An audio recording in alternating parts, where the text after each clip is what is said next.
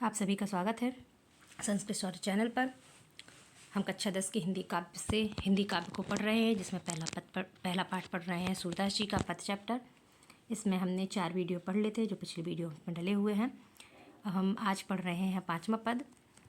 और इससे पहले आप चैनल को सब्सक्राइब करें, बेल आइकन को प्रेस करें, जिससे कि आपको नोटिफिकेशन मिलता रहे नए वीडियो का। और ज़्यादा से ज़्यादा शेयर करें ताकि और भी लोगों को इस तरह की वीडियो ढूंढने में आसानी हो। चलिए देखिए यहाँ पर क्या हुआ है 5वें पद में।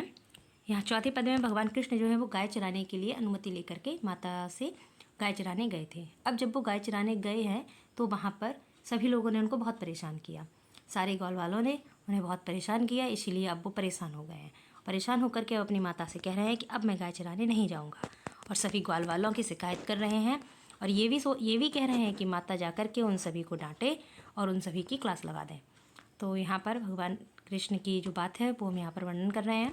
मैया हो न चरे हो गाय, कहते हैं हे मैया मैं गाय नहीं चराऊँगा।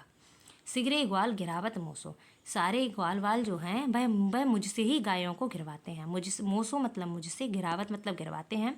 मेरे पाँव पिराई और मेरे पैर दर्द होने लगते हैं। जो न पते आई पूछी बलदाऊ, यदि आपको मेरी बात पर विश्वास नहीं है तो पूछी मतलब पूछ लीजिए, बलदाऊ मतलब बलदाऊ से अपनी सौ दिवाई, अपनी कसम दे करके, सौ मतलब सौगंध, दिवाई मतलब दे करके, अपनी सौगंध दे करके बलदाऊ से पूछ लो। यह सुनी माई यशोदा ग्वारनी गारी देते रिसाई, यह सुन करके माई यशोदा मतलब माता यशोदा, ग्वारन मतलब ग्वालों को, गारी मतलब गाली देती मतलब देती हैं, रिसाई मतलब क्रोधित होकर। यह सुनकर के माता यशोदा क्रोधित होकर के ग्वालों को गालियाँ देती हैं और कहती हैं मैं पठवती अपने लड़का को, पठवती अर्थात भेजती हूँ, कहती हैं मैं तो अपने लड़का को इसलिए या लड़का को इसलिए भेजती हूँ कि आवे मन बहराई, ताकि वह अपना मन बहलाए। बहराई मतलब बहलाए। और सूर्य श्याम मेरो अति बालक मारत ताहि रिगाई, सूरदास जी कहते हैं कि माता यशोदा कहती हैं कि मेरा बालक जो है वो अत्यंत कोमल है। अति का मतलब है अत्यंत कोमल से है। कहती हैं मेरा बालक अत्यंत कोमल है और मारत ताहि रिगाई, और ये सभी लोग उसको रिगाई अर्थात घुमाते रहते हैं यहाँ वहाँ और मारते हैं।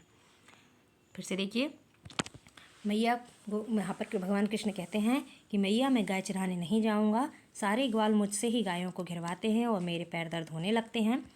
यदि मेरी बात पर विश्वास नहीं है तो बलदाऊ से अपनी कसम दे करके पूछ लो।